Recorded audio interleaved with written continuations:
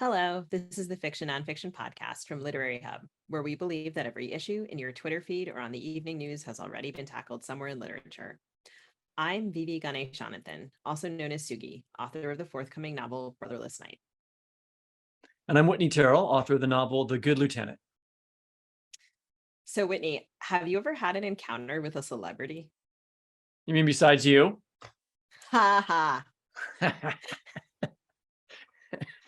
Are we talking like before or after we started the podcast? Because we've had a lot of celebrities on the podcast, in my personal estimation. So, we have to, what's our time period? Nitpicking. I'm talking before you and I started doing the show. Did you ever have an encounter with a celebrity, and how did you act? Well, if I did have an encounter, those were mostly in New York. I remember smoking a cigarette with Bruce Willis at a benefit for AMFAR, which was the American Foundation for AIDS Research, which my sister used to work for, and she was helping organize that benefit. And I also remember having dinner with my former editor at his favorite restaurant, and Paul Sorvino was sitting next to us, which was cool. I also once had dinner with Willem Dafoe and John Adams after a Russell Banks reading, which was, interesting. Okay. So you've met celebrities, and actually Yeah. so have I, but how did you handle it? Well, you pretend that you do the New York thing where you pretend like they're just some other person that you don't even recognize them. I said, Bruce Willis asked me if I was a smoker at the time. He said, "Can I have a cigarette?" And I said, "Sure." And we went outside and smoked a cigarette. We didn't even talk about moonlighting or anything. No die-hard discussion. Oh my God, what a missed opportunity. But anyway, exactly. So our guest for this episode is Abdulrazak Gurnah, who won the 2021 Nobel Prize for Fiction for Literature. So how are we going to handle talking to him? Because we've never had a Nobel Prize winner on the show before. Do you think he smokes? Is that a way of breaking the ice? No, I don't know. Maybe he does, but we cannot go outside and smoke with him without mentioning his amazing work, including his newest novel, Afterlives, which came out in the United States this August. You're right, Sugi. And no offense to actors, but to me, being a Nobel Prize winner in literature is really one of the highest honors a person could ever achieve. So we're really lucky to have him here. Abdulrazak Gurnah is the 2021 winner of the Nobel Prize in Literature. He's the author of 9 previous novels, including Paradise, shortlisted for the Booker Prize, By the Sea, longlisted for the Booker Prize, and a finalist for the LA Times Book Award, and Desertion. Born and raised in Zanzibar, he is a professor emeritus of English and post-colonial literatures at the University of Kent. He lives in Canterbury, England. Welcome. It's a pleasure to be here. Thank you. We're thrilled to have you with us.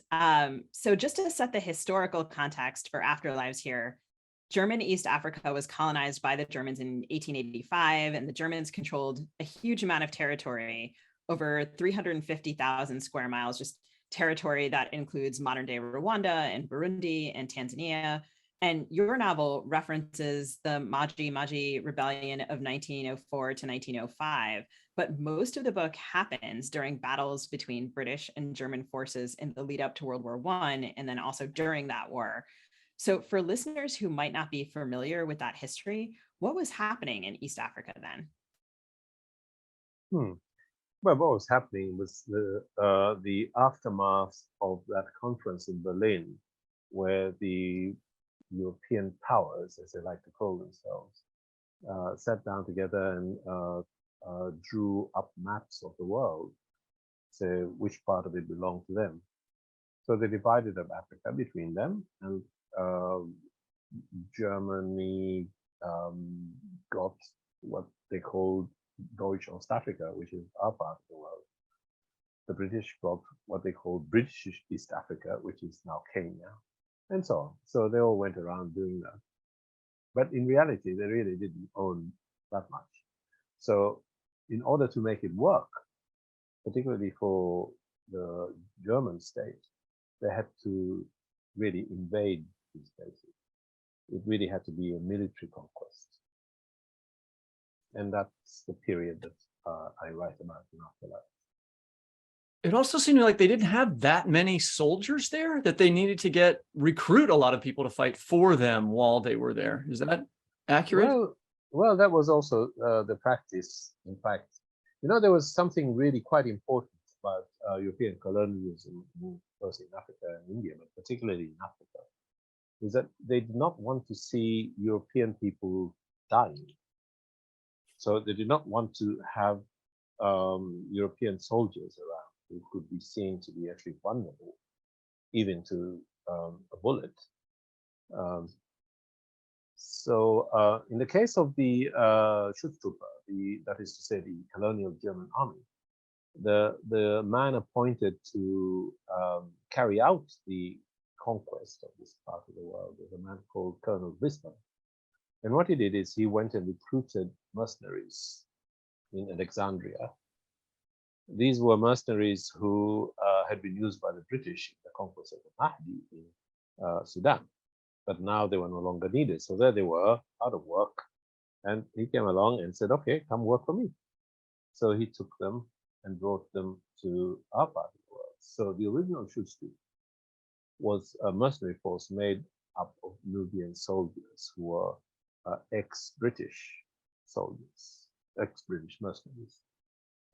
So they had no compunction about whatever it was that their boss wanted them to do. They weren't dealing with people that they knew anything about. And this is the way in which colonial armies worked. You recruit people, you take them to a place that has nothing to do with them, and you make them do all the ugliness that you don't want your people to be associated. The same was true of the Belgian armies in Africa, post-Republic. The same was true of the Portuguese armies. The same was true also of the British army, the King's African Rifles. So they all used African mercenaries. You were born. Go ahead. Oh, I'm just thinking as you talk about, I think probably the first time I saw a character like that depicted in fiction was in The English Patient with the sapper Kip, who is so torn about being a part of British forces during World War II. And sort of, yeah, I think that was sort of the first time I had read a depiction like that. And I felt startled, even though those sorts of people had probably been in my own history, that I hadn't seen them on the page. Sure, because the whole idea of the sepoy, the whole idea of the Indian defender of the East Indian Army is just a mercenary force to suppress India. This is just a continuation of that method of running or of organizing colonial armies. It's just, it was, because it was so late in the day for Germany, Germany was so deeply militarized, the state, in fact, they could not conceive of anything other than just crush, crush, crush. It's not, I don't think, necessarily in the mind of Germans to always do this. It's simply that was the state mentality. And of course, you have two important characters in the book who are East African who end up fighting with the Germans. We're going to talk about them a little bit later in the interview. You were born in Zanzibar in 1948, years after the events described in the book. So what was the political and economic climate like there when you were growing up compared to the world that the characters inhabit in Afterlives? Different in some ways, similar in other ways. Otherwise, I wouldn't have been able to kind of evoke it, as it were. So there were some aspects of it which were still familiar. The small town, the small trader. My father was one of those. So I was familiar with that kind of shop, smallness, and how people live very close together like that. But I was also familiar with the stories of the war, both from I guess in a kind of personal way, because of family members who had participated in that in one way or another, either as conscripts or volunteers. My uncle volunteered for the KAR for the Second World War. So I was familiar with this idea of joining into colonial armies and wondering, and he was very proud of it. There was a wonderful photograph of him, which my mother, his sister, had on a stand in our house, wearing his uniform, the hat that I had, but nonetheless, he was an extremely intelligent man who actually ended up being the director of education in Zanzibar after many tribulations. So he wasn't a kind of a ragamuffin, whatever. He was somebody who was ambitious. And so, in some ways, the colonial army actually seemed like a destination for ambitious young people. That was one way in which you associated yourself with the prestige of the conqueror, the prestige of the new, of the modern, of technology, armaments, of language. There was an attraction to it. And then some of your characters are attracted to this as well. And in your Nobel Prize acceptance speech, you said, and I'm quoting here, we were, those of our generation, children of colonialism in a way that our parents were not, and nor were those who came after us, or at least not in the same way.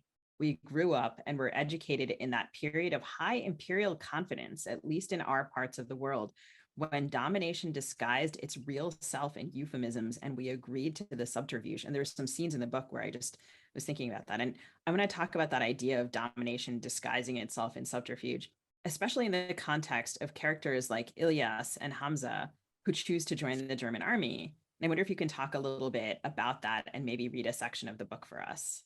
Yeah, I'd be happy to read a section of the book and also to talk about that. I mean, it's a familiar thing. It's a familiar thing in all conquered cultures, if you like, or all conquered society. The attraction of the prestige associated with the conqueror, the opportunities that opens up. I mean, if you're one of the defeated, what are you going to do? You're going to stay with that lot, or you're going to, and then all those lovely uniforms that you can wear as a result of being whatever, the authority it gives you in your society and so on. There are all sorts of, and the money you get paid to do this work. I think you have to be able to either be self-assured in what you believe, which a lot of people are. Of course, a lot of people manage to just hang on and say, I don't want anything to do with it. You have to be self-assured, or you have to be not in need, or you have to be maybe a little bit older and wiser to say, I don't want anything to do with it. But the schools are open. Bring your children to us. We will teach them. And what we will teach them will actually ultimately teach them to despise themselves, unless something else happens. And something else did happen, because the 1,000-year ride of colonialism did happen. So it was possible for this process to end very quickly. And it's only really through the period of decolonization in the 90s, for me anyway, and for people of my generation, it's only in that period that people were actually able to step back from it, say, hey, watch, we don't want these people anymore. How do we cope with ourselves?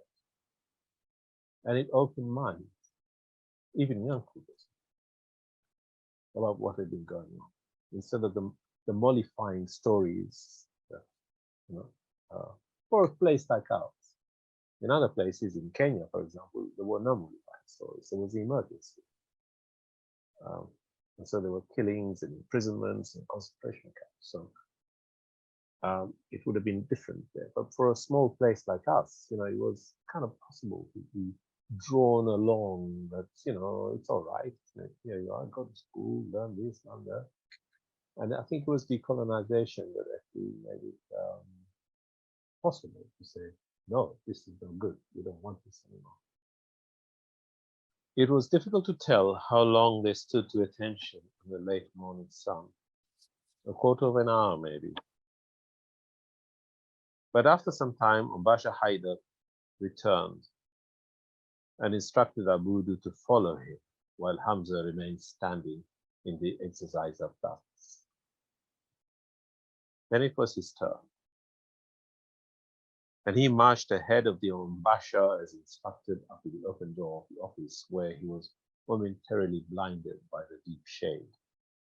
Arain, a voice spoke from within. It was the first time he had heard the officer's voice, and Hamza felt its severity through his sinews. He stepped into a large office with 2 windows at the front and a desk at the end facing the door.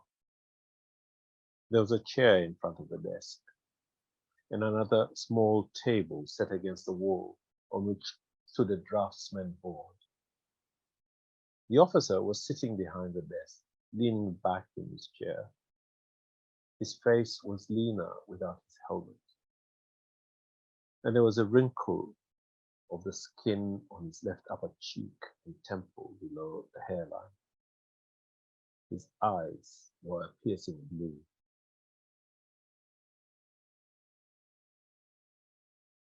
After a long, deliberate silence, the officer spoke in German, and the Umbasha translated. The Oberleutnant asked if you want to be signaled. Yes, sir, Hamza said loudly, addressing the air above the officer's head and speaking with as much conviction as he could. He did not know if being a signalman was any safer than being an askari, but it was not the moment to quibble. The officer spoke again briefly. Why? The Umbasha translated.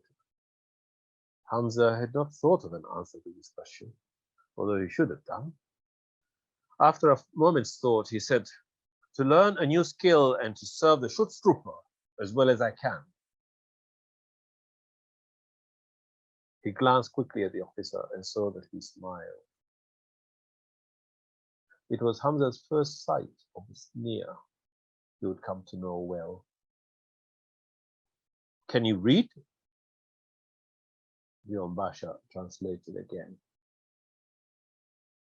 I can read a little. The officer made an interrogative face, asking him to clarify. Hamza did not know how to add to that. He knew all the letters and with patience could make out words if they were in Kiswahili. He was not sure if that was what the officer wanted to know. So he stared above his head and said nothing. The officer spoke in German, speaking slowly and looking at the Umbasha, who waited until he had finished and then translated. The words came out in the Nubi's usual mangled style, and because Hamza stood facing the officer, he saw in the edge of his vision that he winced slightly at times at the Umbasha's excesses. It was said the officer spoke the best Kiswahili of all the Germans. The Oberleutnant say, why you don't learn more to read? Why you don't read everything like he can? Everything he put in front of you, and you don't learn. You have no civilization. That is why you savage. He says you must learn. What word he say? Mesatic, something like that. You don't know that. Mathematics, the officer said. Yes, mathematic. You don't know that, you killed you savage dog. The Umbasha said. Nini jina la mathematics kwa lugha yako? The officer asked, doing without the Umbasha after all. What is the word for mathematics in your language? Do you know what mathematics is? You can't understand anything of the world's learning without mathematics, not music or philosophy, let alone the mechanics of signaling. Unafahamu? Ndio bwana, Hamza said loudly. You don't even know what mathematics is, do you? We have come here to bring you this, mathematics, and many other clever things that you would not have without us. This is our civilizing mission, the officer said, and then gestured with his left arm towards the window at the boma outside, his lean face and his thin lips creased in a sardonic smile. This is our cunning plot, which only a child could misunderstand. We have come here to civilize you. Nafahamu? Ndio bwana. So I'm especially thrilled to have you here because I reviewed your last novel, Gravel Heart, Did for you? the New York Times when it Did came you? out in 2017. I did, Oh, and you're I a just loved it. wonderful person. I love that book. It was so great. I have a lot of family in London, most of them immigrants from Sri Lanka, and I had never read a book that reflected, I felt so beautifully, the texture of that life. And I so admired the pacing of the book. It's slow burn, which seems really to be a hallmark of your style. And Ilyas and his younger namesake in Afterlives remind me somewhat of Salim in Gravel Heart, and their situations kind of remind me that migration may require not only separation from family, but the constant decision to return or not to return, which is a question your characters always seem to be asking themselves to find out or not to find out. And I wonder if you can talk a little bit about the separation and reunification of families in your work and how you think about depicting that in relation to colonialism. Well, colonialism is part of it, of course, because it's what created the havoc that makes it seem, other places more desirable than others. But it's always been, to me, it's always been a question that I have debated constantly. What to do? Stay, go, stay, go. Is it best to stay? Is it best to go? And how people benefit from either of those two experiences. I tried to write about that in Diversion, for example, but you always have other things. You can't kind of stick it to a simple idea. Novels are always seductive in that way. You sort of start with an idea and it just leads you in different directions. So it's not just simply about whether it's right to stay or what is the best thing to do, stay, go, stay, go. But I think it's always a question worth revisiting. Especially as new generations come on. Is it best for you to stay there and do what you can? Or is it better for you to leave and go and find somewhere else? Because when you do that, there's usually no way back, really, in the end. So when you do that, when you encourage your younger relatives to say, come over here, we'll send you to school or something like that, then that's it. Quite a lot of the time, that's it. They don't come back. Which means parents get left behind, which means people get old and there's nobody around to be with them, and so on. And also there's nobody there to do whatever injection of energy and intelligence that requires to allow places. I say this now, but it's always been thought that has concerned me more or less from the moment I arrived in it. Say, what have I done? Is this the right thing? You can't answer those questions. This is your life now. Just get on with it. But sure, I admire people who can find a way, like some women we have. Say, okay, I'm going back, and I'll do what I can. I think one of the things I appreciate that you don't depict it as linear, right? Your characters seem to go back and forth also. Like Afia is an interesting example, or yeah, I mean, even you yourself have gone quote unquote home since winning Several the Nobel times. Prize. Yeah. So it but, doesn't seem so like it still means that you actually can't make that. There's something. This is the bind about migration. You have to wait till you can go back and say, yep, it was worth it. It was worth it. All the misery and pain was worth it. But by then, you've probably got 3 children, got a mortgage, you got a job, you got this. So it's actually not possible to go back, because what can you go back to do when you've got a full life here? And if you're lucky, that is, that's how it happens. If you're not lucky, nothing like that happens. And you continue still struggling. And how can you say, here I am, I'm back, it was worth it, but I'm worth nothing? So this is also the bind of migration. When you leave, you make an investment in life. Your life. You invest your life. I'm doing this. Whatever misery I'm causing you, I'm doing this because I'm going to go there, I'm going to make something. If you don't make something, you really essentially cannot go back. And by the time you make something, it's too late because you made something there. And going back doesn't work. Thank you so much for your time. We want to remind our listeners to go out and pick up a copy of Afterlives, which is out now in the United States. And we appreciate you being here. It's a pleasure. Thank you. Thank you so much for joining us. Thank you.